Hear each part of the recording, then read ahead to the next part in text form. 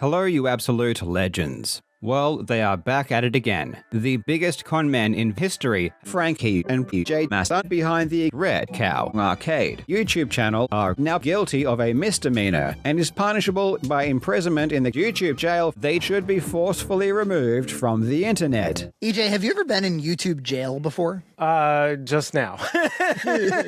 I'm probably gonna go to jail. Tough. I'm a rebel and a bad man. It's never happened to us in 10, 11 years of YouTubing. More than that, actually. So much so, I wasn't even really that familiar with the strike system on YouTube. How much do we even want to talk about it? I want to tell people what happened, but at the risk of getting struck again, we have to avoid the actual topic. Yeah, that's what I'm saying. But I think people would find it interesting. Yes. Yes. Yes. You can see how reluctant we are. Man. Well, yeah, because you don't know exactly what will take you out. My experience with any kind of disciplinary guideline strike stuff on YouTube has pretty much all been copyright. When you upload something, too many seconds of copyrighted material, which if you're cutting in clips or something like that, you can trigger that sometimes. When I was editing the Odyssey clip, man, 3 seconds of trailer and they're demonetized. In general, the copyright stuff, there's a lot of latitude. So the copyright holder might say, you're allowed to show some clips of us, but then you have to share monetization with us, or you can't monetize it at all. Or, okay, then you can't show in these regions. There have been, I don't know, maybe twice across 11 years where it was an individuals. So it wasn't, it didn't belong to a major copyright holder like a film studio or something. One was RIP Restaurants and Retail. I used 4 seconds of some guy's video of an old Hollywood video return slot. Editors, don't cut it in here because he didn't like it when we used it the first time. But it was 4 seconds of just to illustrate our point or something. So you can do this, I guess. He struck the whole video down. That's mine. You're not allowed to use it, the whole bit. And so you can then, they give you a period of time where you can reach out to them and say, hey, what do you need? Do you need payment? Do you need credits in the description? What are you looking for exactly? And I remember he was really cool about it. But I reached out to him over email. It was just I just didn't like that you didn't ask. I just wanted to be acknowledged. Yeah, acknowledge me. Acknowledge me.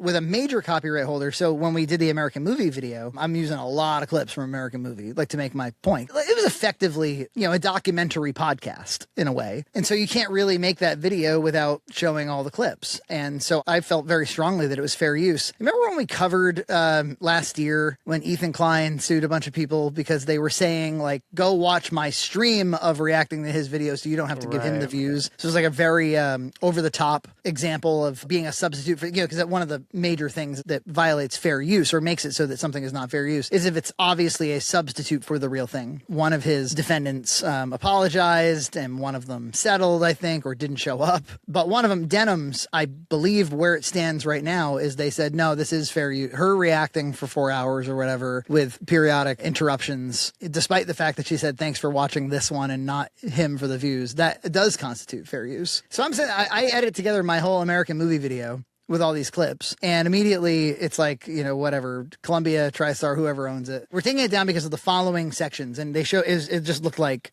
Swiss cheese. It was all cut up a million different ways. You'd have to slim that video down in a way that would really compromise what the video was. And I was like, what are my options?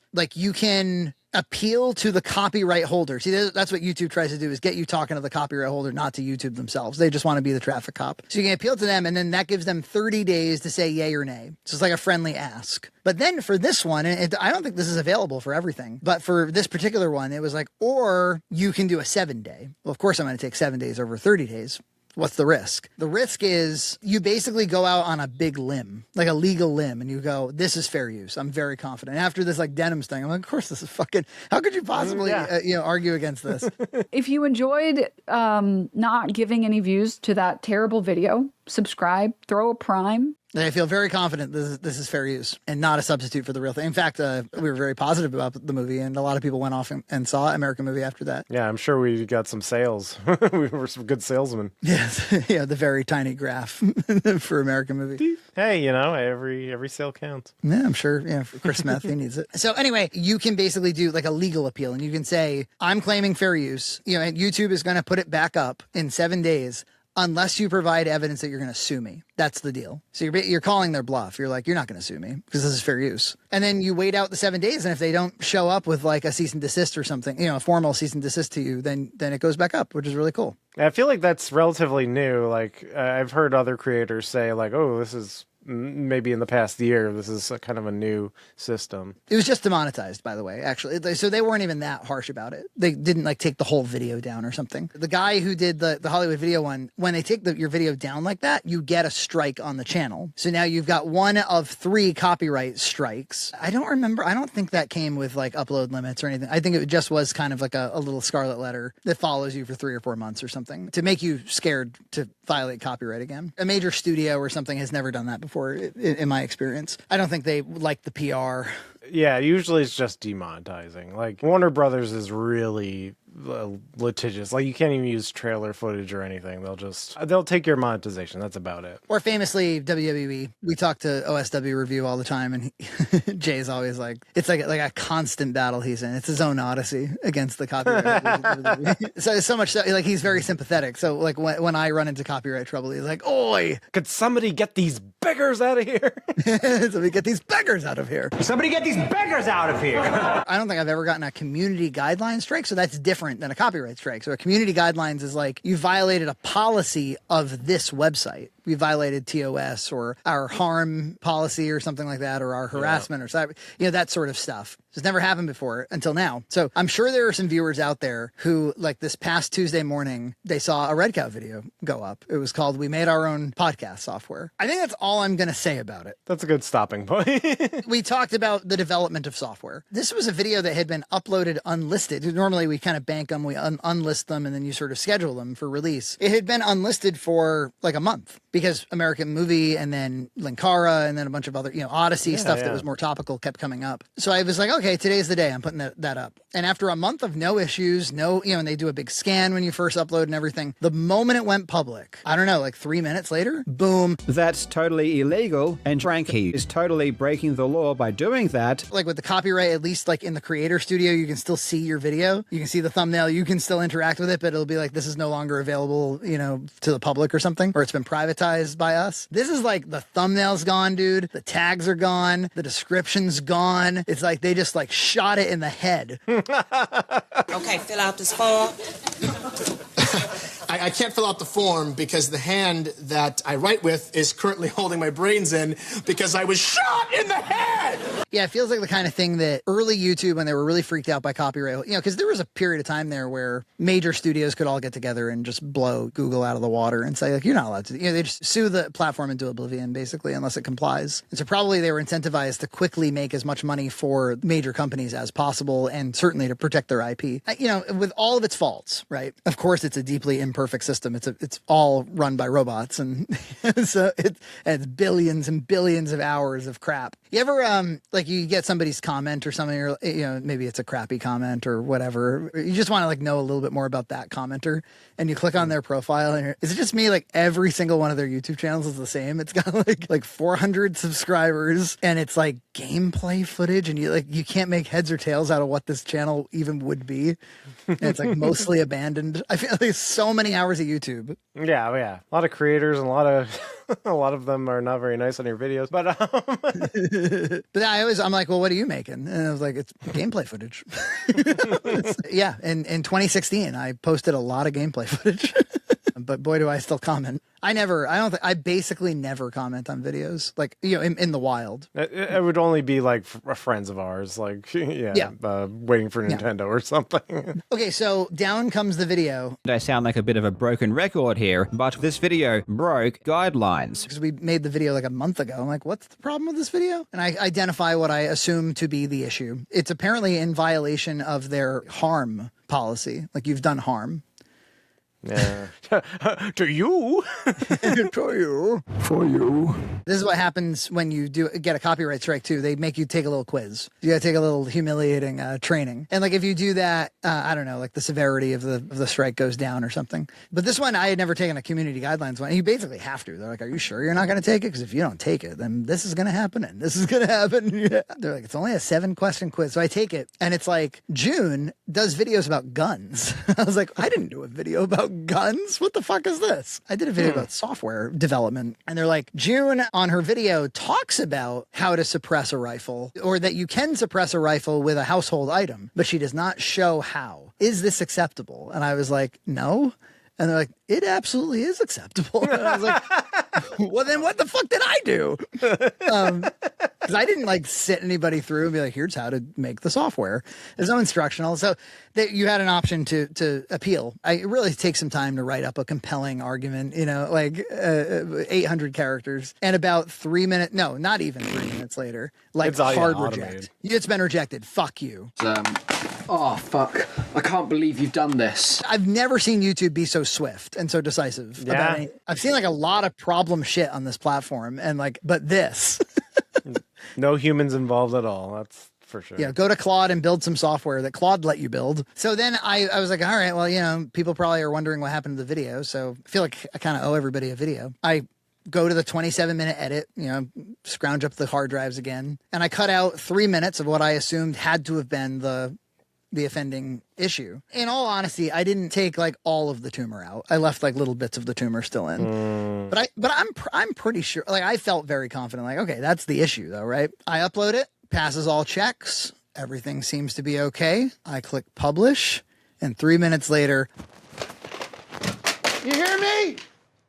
Your son is in hell. the first time it happened, I didn't get a strike, I got a warning. A warning sticks with you until, in our case, November. You're not restricted in any way. They don't restrict your uploads or your posts or your live streams or anything like that. But when I click publish this time, they're like, fuck you, now it is a strike. I was like, oh, you know, you can't reverse it. I'm like, well, at least like identify it before it goes public. Like, why is it when I have to wait until it's public for you to do this to me? Yeah, that's really weird. There's like no way to reverse it. Obviously automated. Like, obviously. And I think it's a bad heuristic because, like, fair enough on the first one, but the second one was not a problem. And and so then I did a big appeal again. I was like, hey, wait a minute. This was a good faith attempt to edit, and blah, blah, hard reject. And so, indeed, this meant a week of no uploads, a week of no posts. So you can't even like post and be like, hey, everybody, here's what happened. So that's shitty. Super shitty. Yeah, it's really weird. We had a bunch of videos lined up and we simply can't publish them. I tried to upload something. Yeah, it lets you get to the button. And then as soon as you try to upload a video, it's like, you're all out of uploads this week. And then if you get a second one, it's 2 weeks. 2 weeks would be a long time for our channel. And then 3 times like your channel is at risk of being removed. So I think it's unfair. I think it's unreasonable. I think it's bad automation, bad heuristics. However, on a platform, again, that has billions of hours of video and mostly has to automate all of its moderation, and it has to use like transcripts and vector searches and context searching and all the rest of it to do anything intelligent whatsoever. If it really was problematic material, if it really was somebody showing you how to build a weapon, you know, an illegal weapon or something, and that's against the terms of the platform, this would be a pretty good deterrent. Like, it doesn't wipe them off the face of the planet. It does get their attention. They do have to go through some education. So yeah, I think it's really only bad when it's a false positive. And I feel like this is a false positive. I think so, but it's tough when you're like, what exactly was it? What was the trigger words? We don't know.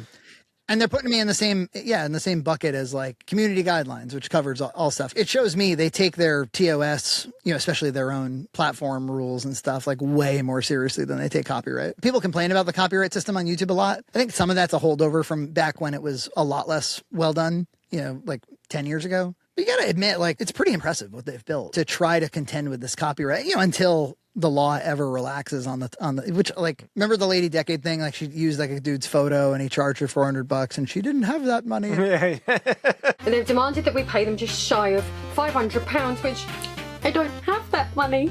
You know, a lot of people they're like, no, that guy had the right to, you know, that's his photo. And I don't know. I struggle with, like, in 2026 with information being free as a whistle. I know, it's just so you can scoop it up, you can inhale it off the internet so easily. It's hard to be like, oh yeah, that is your stuff, I guess. Yeah. I mean, especially like when I go onto like Twitter and like the whole Odyssey movie got uploaded and it's there for hours.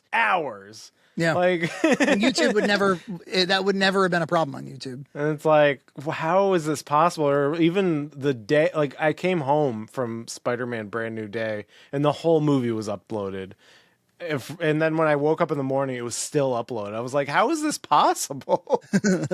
I was saying the other day, I was like, maybe the reason it's easier to find somebody who is willing to pirate a movie than it is somebody who's willing to rob a bank or something. You know, like people are a little bit more comfortable with it. You wouldn't download a car.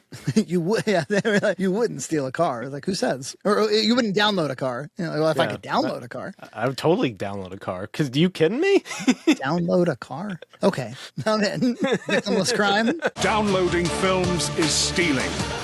If you do it, you will face the consequences. Obviously, the number one reason people are willing to do that is because it feels victimless in as much as you haven't stolen something tangible from anybody. But I think part of it maybe is it doesn't feel wrong to have seen something. It feels a little unnatural, a little bit unintuitive to be like, you have to pay money to see that thing. Now, you got to pay money to buy the popcorn. You got to pay money to sit in those seats. You got to pay money to have access to the building. You got to have money to have the seat move. You got to have money to hold the Blu-ray, you know, whatever. Like, I think that makes sense to all of our lizard brains. But to be like, I'm like, I can't even look at Spider-Man. Now, I'm not defending it. Spider-Man took hundreds of millions of dollars and years to make. It was expensive to make. It ought to be a cost to watch. Even a video game you play, right? So you get like a turn. It's yours. Like maybe that makes sense to pay for a thing like that. I got to pay just to look at something, right?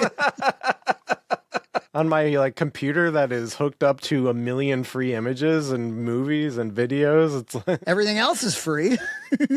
How come this one's not free? It's like paying for OnlyFans. It feels pointless. I don't understand what's so hilarious about this. So that's what happened. And it was, we're going to be constipated with videos. The videos are going to be flying out our arse. Yeah, we'll be like waiting for Nintendo for a bit. We'll have one every day. Highly edited videos that come out every day. It's like, this is weird. I was thinking about people who it's their living. It would be kind of rattling if that was your living. And you, yeah. You know, we make fun of people who say like grape and whatever, essay and all that stuff. But yeah, I'd do it too. Never mention COVID ever for that period of time. Now you're allowed to say it whenever you damn well fucking please. I'm declaring war on fat gay kids. Subscribe to Red Cow Entertainment on Patreon for full episodes every other week.